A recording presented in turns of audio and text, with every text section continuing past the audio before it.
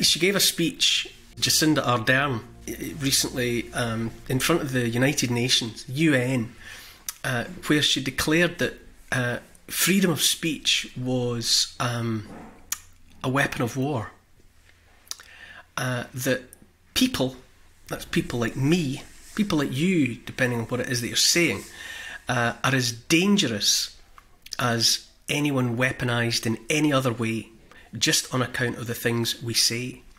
And she was on a bit of a rant, a smiling rant, about misinformation, as she called it. And misinformation is another of the words, the many words that have been utterly devalued in recent times on account of misuse. You'd think misinformation meant things that were factually incorrect, but in the mouths of people like Jacinda Ardern and Justin Trudeau in Canada and so on, what they really mean is dissent. Misinformation is a proxy for not agreeing with them, and rather take on the debate, the argument, rather than seek to prove the rightness of their cause by the use of effective argument and discussion and debate. They just want those they don't agree with to shut up and go away. More of her speech was about the way in which, if people are allowed to continue to use the weapons of free speech, that will end up in chaos, and that it's the obligation of governments and organisations like the UN to restore order by bringing to bear the technology that's now at everyone's fingertips to control the information that goes out there. Famously, during the part of the COVID pandemic in New Zealand, which was a disaster in New Zealand, an absolute disaster, she pursued zero COVID, which really worked out well for her. In that she had absolutely zero chance of having zero COVID, and that's how it worked out. But in the midst of it all, she stood behind her little podium and said that she was to be the only trusted source of truth. She actually said, and this wasn't in front of the UN, this was during the COVID pandemic, she said that you must ignore information coming from anywhere else. We, open brackets, the government, close brackets, will be your only trusted source of truth. Now, that's Orwellian. That's straight out of 1984. I've said it before and I'll say it again. 1984 and Aldous Huxley's Brave New World, contrary to the intentions of their authors, are now being used as instruction manuals by the would-be authoritarians and petty tyrants of the world, rather than the warnings that they were meant to be. In 1984, Orwell wrote, "Whatever the party holds to be truth is truth. It is impossible to see reality except by looking through the eyes of the party." And that's what Jacinda Ardern has in mind. What she holds to be the truth is truth. No debate, no dissent. Orwell also said, "Free speech is unthinkable." This was in another context, but same author. "Free speech is unthinkable. All other kinds of freedom are permitted. You're free to be a drunkard, an idler, a coward, a backbiter, a fornicator, but you are not free to think for yourself." That's increasingly where we are. And I looked on, or I listened to what she was saying there at the UN, and there's a few things. For one, just how much are these globalist, would-be tyrants, how much are they intent on taking away from people? If they're now at the point where they've got nothing left to take away from people but the thoughts inside those people's heads, if they're now at the point where they basically want inside people's heads to tell them what to think and what not to think, and while they're in those heads, those tyrants would like a good look around to see if there's any misinformation there that they couldn't take the bleach to and clean out and wipe away. Throughout the pandemic, there was a war waged on people's freedoms, on people's rights, people's freedom of movement, people's freedom to travel. It was all compromised by these people. And now, getting on 2 years on, They're now looking to take away people's ability to think for themselves, to do their own research, to find their own answers to questions that occur to them. You've just got to go cap in hand to the state for information, the same way you're supposed to go cap in hand to the state for everything else. That's another thing. There's a concerted effort out there to breed dependency. We're being made increasingly dependent upon the state. Do you remember back in 2000, I think it was, it must be about 20 years ago now, someone somewhere came across a poster, keep calm and carry on. And it became a bit of a craze. It turned out it was something that had been designed by the Ministry of Information. There's a sinister sounding organisation now, but during World War, I think by the end of World War I, and certainly by World War II, there was a government Ministry of Information. And this was a poster that had been released. It was designed around 1939 when the Blitz and total war were incoming. And so various bits of information and propaganda were being prepared to push out to the public. And keep calm and carry on was one of them. And it went everywhere. Do you remember? It was on posters, it was on mugs, it was on T-shirts, and then people started doing kind of humorous variations on it. They started playing with the words. But it amazed me that back then, in a time of war, the government department in charge of information wanted people to remain calm, even in the face of bombs raining down out of the sky. They wanted people to remain calm and go about their business as normally as possible. And now fast forward a lifetime, and we're to be kept in a state of perpetual anxiety. There's now, the government admits, when provoked, that they have nudge units. They have departments of psychologists and social scientists and other specialists coming up with ways in which to influence the behaviour of the population, to nudge people in whatever direction the government want them to go. And the nudge units are intent on keeping all of us in this non-stop state of anxiety. As soon as COVID appeared, it was about be afraid of the disease, be afraid of each other, be afraid of your extended family, wear a mask, socially distance, don't go near anybody, even people you know and love, don't touch them. And then they wrung every last drop of juice out of that one.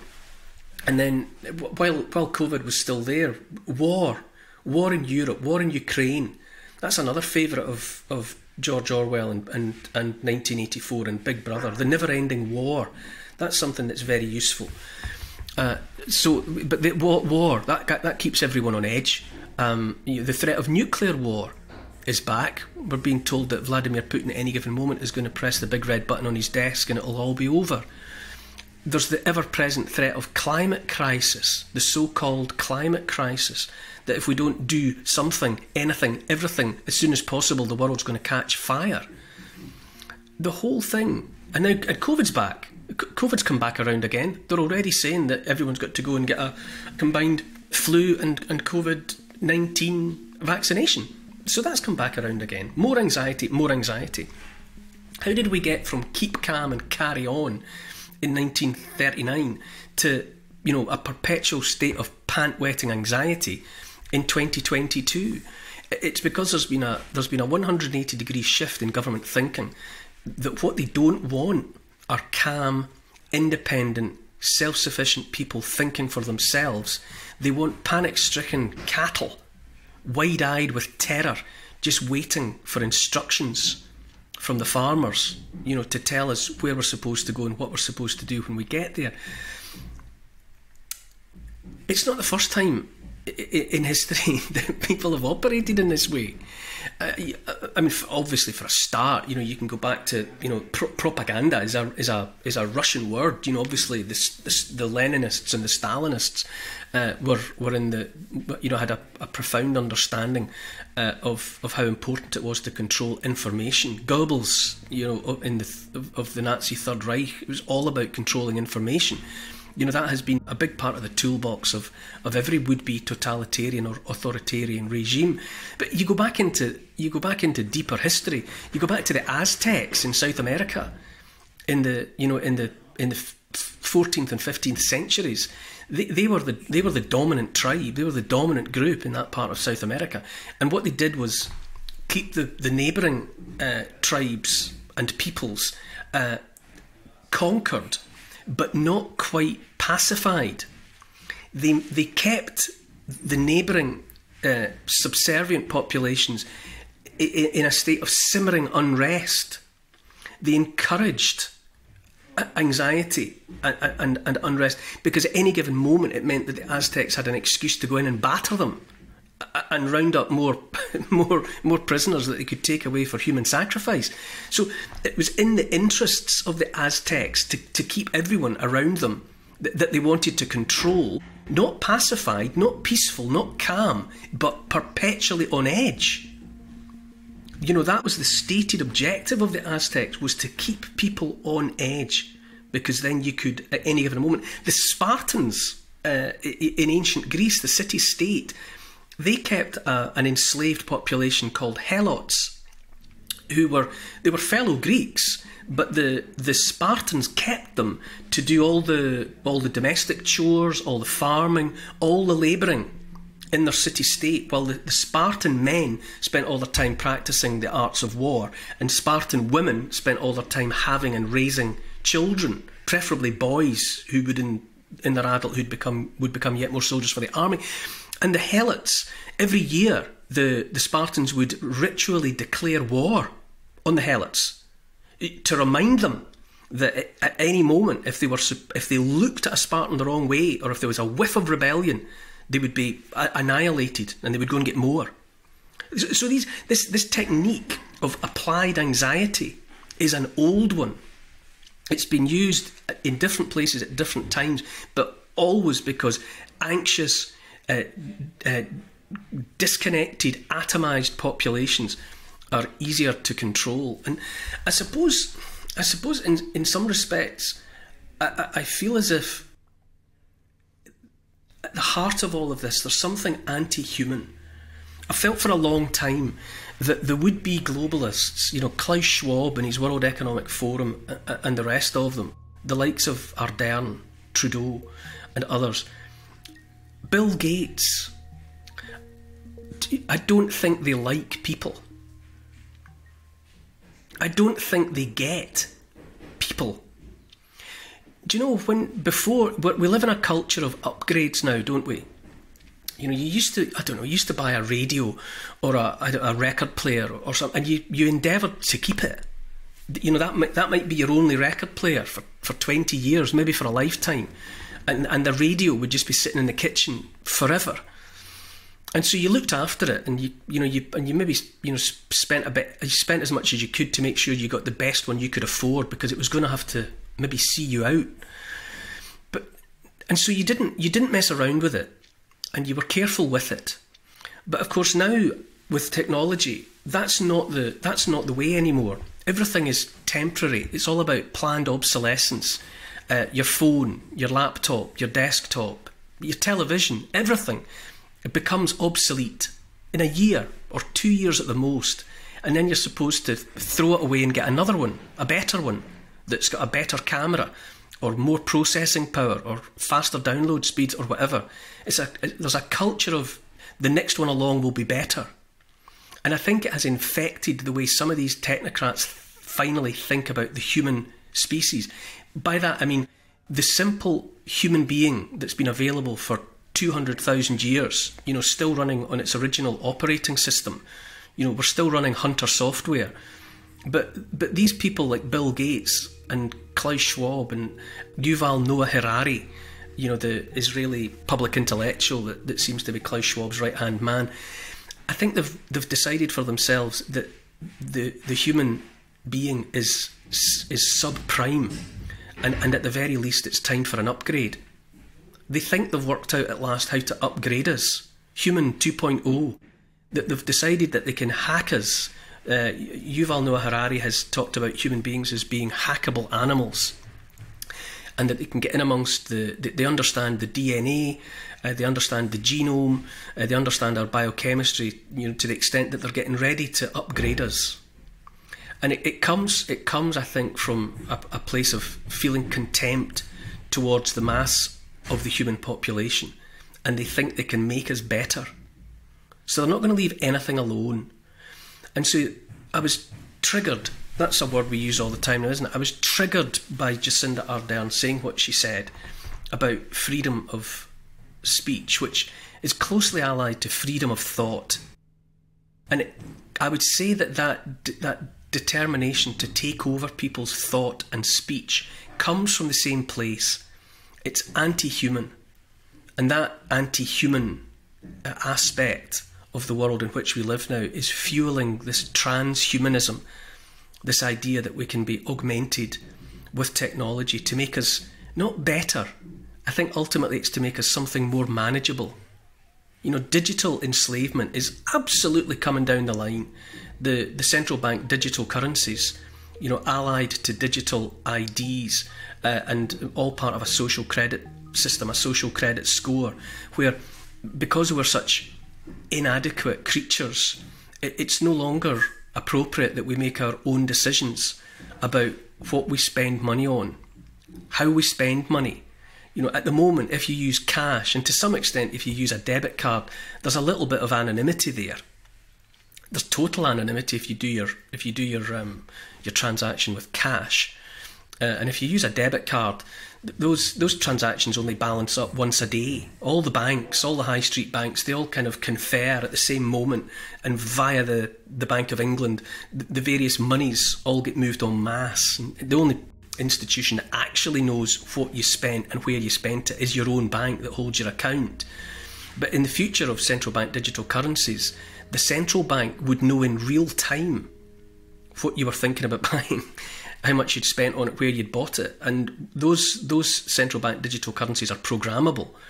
You know, so you get into a situation where potentially, if they need to lock us down, let's say they need to lock us down, they change everybody's digital wallet, digital wallet, so that it won't work more than half a mile from your house. So you can't go anywhere. Suppose I wanted to go to London. I couldn't disobey, because I wouldn't have any means of paying for the train ticket or buying food or anything else more than half a mile from my house.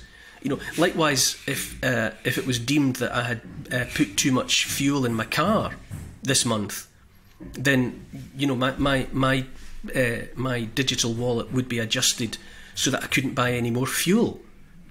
You know, if I hadn't taken my vaccine, my 19th booster, my digital wallet might not work at all until I remedied that situation. So I would say that freedom of speech is crucially important to us as human beings, but I would say outranking it is the freedom to transact.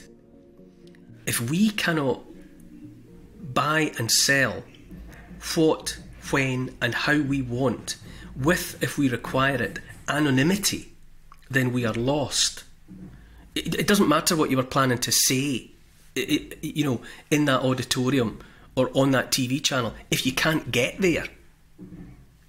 The freedom to transact is the central one. So Jacinda Ardern saying what she said in the place that she said it, in the United Nations, presumably in expectation of a warm welcome for her sentiments, it's the ongoing infantilization of the human species. Having taken away so many of our rights, they now want to tell us what to think and what to say and what to trust and what to believe. The whole thing is getting completely out of control. It's anti-human. It's anti-human. And the sooner more of us pay attention to that sinister fact, then the sooner we can do something about it.